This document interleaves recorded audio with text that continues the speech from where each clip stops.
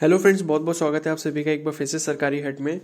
तो इस वीडियो में जो है हम सभी एक बहुत ही इंपॉर्टेंट डिस्कशन करने वाले हैं। ठीक है, तो इस वीडियो में जो डिस्कशन रहेगा वो आपकी एम्स बीएससी नर्सिंग का जो अभी मॉक राउंड कंप्लीट हो चुका है और उसकी काउंसलिंग का जो रिजल्ट है वो अभी आज आया था लगभग 7 बजे के करीब। तो आई होप आप सभी ने जो है अपना रिजल्ट चेक कर लिया होगा।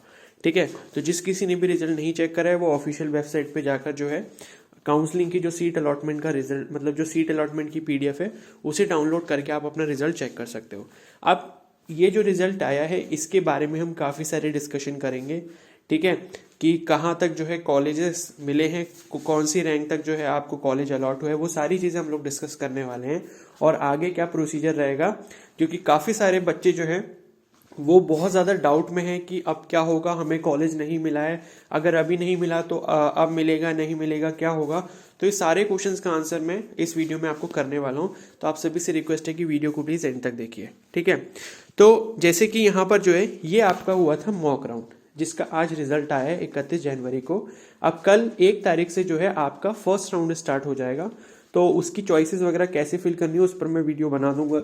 ठीक है, तो वो भी आप देख लेना और उसके बाद ही चॉइसेस को फिल करना। चॉइसेस फिल करने में जल्दबाजी मत करना। जब तक मैं वीडियो अपलोड ना करूं, आपको सारी इन्फॉर्मेशन ना दे दूं, आप अच्छे से ना समझ लो, तब तक आप चॉइसेस मत सेलेक्ट करना। उसके बाद कहीं सबमिट मत कर देना क्योंकि वो दोबारा चेंज नहीं होंगी। ठीक है, तो इत्मीनान से सारा काम करना है, जल्दीबाजी नहीं करनी है। क्लियर हो गई इतनी बात। तो ये जो मॉक राउंड था आपका, ये एक मतलब मॉक का मतलब ये होता है कि जैसे एक मॉक टेस्ट होता है, आप किसी भी एक्चुअल टेस्ट या एक्चुअल एग्जाम से पहले जब मॉक टेस्ट देते हैं तो उसी तरीके का ये मॉक राउंड था। ठीक है, तो ये राउंड इसलिए करवाया गया ताकि बच्चों को पता लग पाए कि एक्चुअल में काउंसलिंग का प्रोसीजर किस तरीके से होने वाला है, चॉइसेस कैसे सेलेक्ट करनी है, सीट अलॉटमेंट का रिजल्ट कैसे आएगा, आपको कैसे पता लगेगा। तो ये सारी चीजें। ठीक है, अब यहाँ पर देखो ये जो रिजल्ट आया है मैं आपको बता दूं। ठीक है, तो यहाँ पर देखो आपको रोल नंबर दिया है, ओवरऑल रैंक दिया है, कैटेगरी दी है और उसके बाद अलॉटेड इंस्टीट्यूट दिया और कैटेगरी ऑफ अलॉटेड सीट।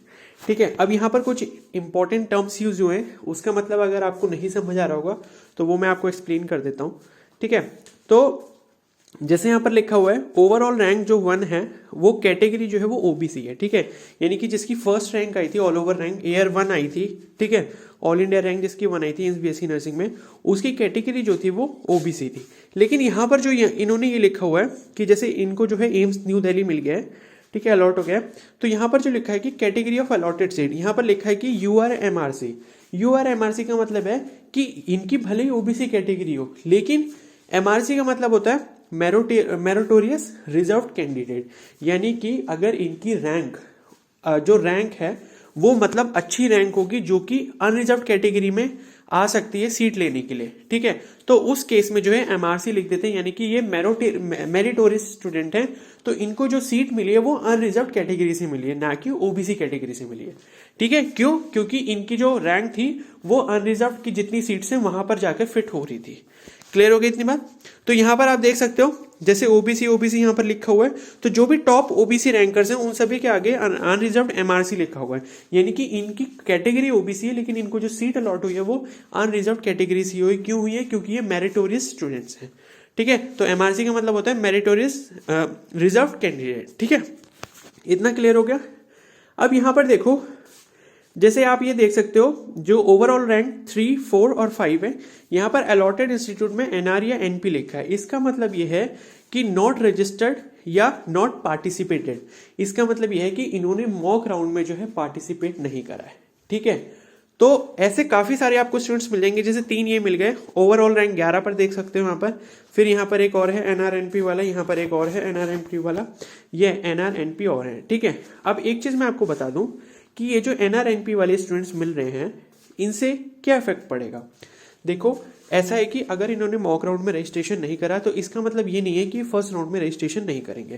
पहली चीज मैं आपको ये बता दूं कि मॉक राउंड जो ये हुआ था इसकी जो आपको सीट अलॉट हुई है वो आपकी एक्चुअल सीट नहीं है। ये डाउट अपने मन में से निकाल देना। अगर किसी को एम्स पटना मिल चुका है, एम्स न्यू दिल्ली मिल चुका है, एम्स भुवनेश्वर मिल चुका है, अगर उनकी रैंक अच्छी है मतलब कट ऑफ रैंक से ऊपर ही थी तब तो ठीक है, लेकिन आपको लग रहा है कि मेरी इतनी ज्यादा रैंक थी तब भी मुझे जो है कॉलेज अलॉट हो गया है, तो इस गलत फहमी में मत रहना कि आपको एक्चुअली में भी कॉलेज अलॉट हो पाएगा फर्स्ट राउंड में। ठीक है, क्यों मैं ऐसा बोल रहा हूं? क्योंकि ये जो NRNP वाले स्टूडेंट्स आप देख रहे हो, नॉट रजिस्टर्ड या नॉट पार्टिसिपेंट, इनकी संख्या काफ़ी ज़्यादा है, इनके नंबर्स आप देख सकते हो काफ़ी ज़्यादा है, बीच बीच में आपको मिल जाएंगे NRNP, ठीक है।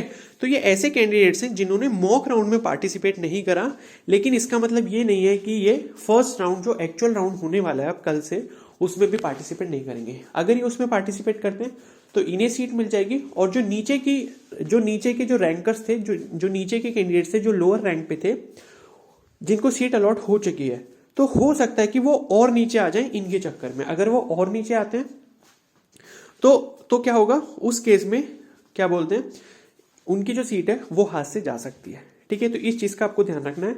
मॉक राउंड में आप ये ना सोचें कि मुझे एम्स पटना मिल गया है तो एम्स पटना मेरा फाइनल हो चुका है, ऐसा बिल्कुल भी नहीं है। ये मॉक राउंड था, इनमें बहुत सारे कैंडिडेट्स हैं जिन्होंने पार्टिसिपेट नहीं करा है, तो आपकी जो सारी चीजें हैं वो बदल सकती हैं एक्चुअल राउंड में, ठीक है। तो ये डाउट अभी अपने मन से निकाल दो कि मुझे एम्स पटना मिल गया, भुवनेश्वर मिल गया, भटिंडा मिल गया, कुछ भी मिला है, अभी उसको फाइनल बिल्कुल भी मत समझना, ठीक है। अब दूसरी चीज यहां पर डिस्कस कर लेते हैं कि कितनी कट ऑफ रैंक तक जो है यहां पर कॉलेज अलॉट हुए हैं। तो यहां जब आप नेक्स्ट मतलब लास्ट पेज पे जाओगे, ठीक है, तो स्क्रॉल करते हुए लास्ट पेज पे जा रहा हूं मैं। हाँ, एक चीज और मैं बता दूं, ये जिनके आगे लिखा हुआ है क्या बोलते हैं, कैटेगरी ऑफ एलोकेटेड सीट में जिसमें NA लिखा हुआ है, ठीक है। तो NA का मतलब यह है कि इन्हें जो है किसी भी कॉलेज में कोई भी सीट नहीं दी गई है, जिसके आगे भी ये NA लिखा हुआ है, ठीक है। तो इसका मतलब यह है कि उन्हें जो है कोई भी सीट नहीं मिली है, ठीक है। अब देखो यहाँ लास्ट पेज पर हम आ गए, यहाँ पर देखो क्या लिखा हुआ है, देखो AIIMS BSc honours nursing 2021 unreserved category से जो है सीट एलोकेशन कंप्लीट होने के बाद मॉक राउंड में जो कट ऑफ रैंक गई है वो गई है 673, यानी कि इस लिस्ट के अकॉर्डिंग 673 रैंक तक जो है अनरिजर्व कैटेगरी से कोई ना कोई एम्स कॉलेज मिला है। ऐसे ही EWS की बात करें तो 1376 रैंक पर जो है कोई ना कोई कॉलेज अलॉट हुआ है जो EWS कैटेगरी से है। OBC से बात करें तो 998 कैटेगरी है फाइनल, जहां तक जो है कॉलेज अलॉट किया गया है। SC के लिए 1982 है, ST के लिए जो है 4137 है, ठीक है। और बाकी PWBD कैटेगरी के लिए भी यहाँ पर लिखा हुआ है। क्लियर हो गई इतनी बात, ठीक है। तो ये आप देख सकते हो।